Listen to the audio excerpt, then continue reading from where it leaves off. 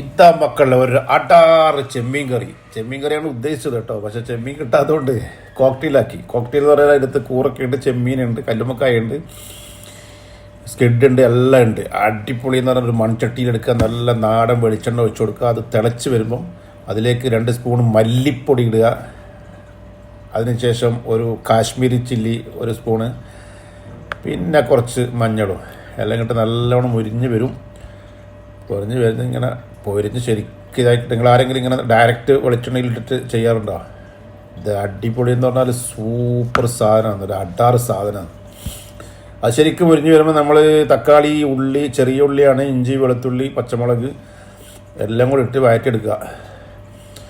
നന്നായിട്ട് വഴറ്റി വരുമ്പം നല്ല അടിപൊളിയായി വഴറ്റി വരുന്ന സമയത്ത് ഉപ്പ് നമുക്ക് ആവശ്യത്തിന് ഇട്ട് കൊടുത്തോ.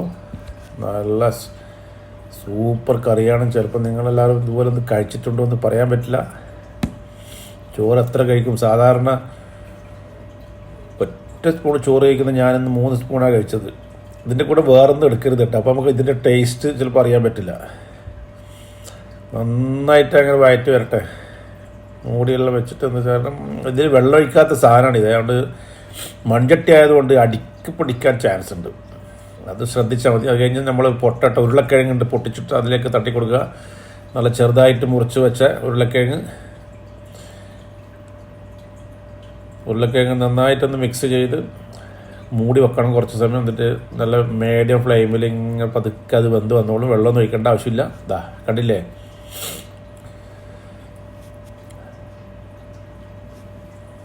അതിൻ്റെ മണം തന്നെ വരുമ്പോണ്ടല്ലോ, എൻ്റെ പൊന്നോ, ഒരു അടാറ് സാധനമാണ്. ഇതാണ് നമ്മുടെ കോക്ടെയിൽ.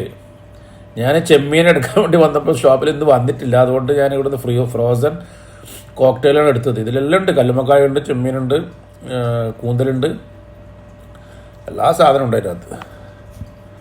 ഒരു നല്ലോണം സോഫ്റ്റായ ഒരു സാധനം ഉണ്ട്. എന്താണെന്ന് അറിയില്ല, അത് മറ്റേ ഇതായിരിക്കും ചിലപ്പോൾ. എന്താന്ന് വേറെന്തോ ഒരു സാധനം ഇല്ലേ?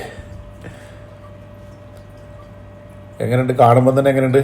വായിന്ന് വെള്ളം വരാൻ തുടങ്ങിയ സൂപ്പറാണ്. ഇനി ആദ്യം അത് വേവിച്ച് വെക്കണം കേട്ടോ. ചെമ്മീൻ വേവിച്ച് വെച്ചിട്ട് നിങ്ങൾ ചെമ്മീൻ ചെയ്താൽ മതി. ചെമ്മീനാണ് ഏറ്റവും ബെറ്റർ. ചെമ്മീൻ ചെയ്ത് വേവിച്ച് വെച്ചിട്ട് ആ വേവിച്ച വെള്ളം കൂടെ അതിലേക്ക് കുറച്ച് ഒഴിച്ചു കൊടുക്കണം.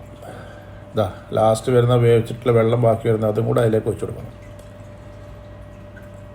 അതാ ഒരു റെഡ് കളർ കാണുന്നത് അതിൻ്റെ ഒരു സാധനം ഞാൻ പറഞ്ഞില്ല, എന്തോ സോഫ്റ്റായ ഒരു സാധനമുണ്ട്. എനിക്ക് തോന്നുന്നത് മറ്റേ നമ്മൾ എന്താ വലിയ കൂന്തൽ പോലത്തെ വേറൊരു സാധനമില്ലേ, എന്തോ അതിന് പേരുണ്ട്, കിട്ടുന്നില്ല. അതാണെന്ന് തോന്നുന്നുണ്ട്. റിങ്ങെല്ലാം കണ്ട അടിപൊളി ടേസ്റ്റായിരുന്നു.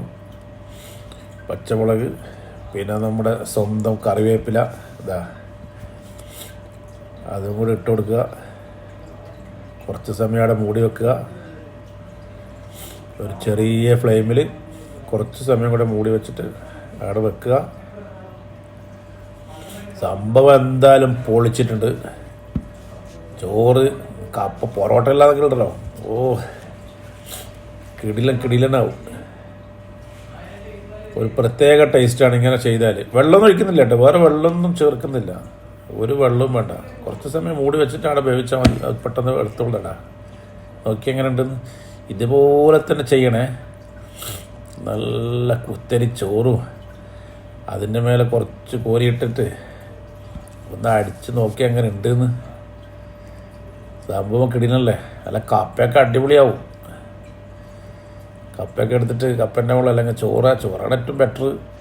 പിന്നെ പൊറോട്ട, ഞാൻ ഒരു കഷ്ണം പുട്ടും കൂടെ തിന്നു കേട്ടോ. അതിലിട്ടിട്ട് ഭയങ്കര ടേസ്റ്റായിരുന്നു പുട്ട്. ഞാൻ ഒരു ചെമ്മീൻ എടുത്ത് തിന്ന് നോക്കട്ടെ. എൻ്റെ പൊന്നോ, നിങ്ങളൊന്ന് ഇതുപോലത്തത് കഴിച്ചിട്ടുണ്ടാവാൻ ചാൻസ് ഇല്ല. അപ്പോൾ ഇതുപോലെ തന്നെ ഉണ്ടാക്കി നോക്കുക. ഇതുപോലെ തന്നെ ഉണ്ടാക്കിയതിന് ശേഷം നല്ല കുറുമണി ചോറാ, പാലക്കാടൻ മട്ട റൈസിൻ്റെ ചോറും വെച്ച് ആദ്യം കുറച്ച് ചോറ് എത്രയും എടുക്കാറുള്ളൂ. പിന്നെ 2 പ്രാവശ്യം വന്നു, വേറെ വഴിയില്ല.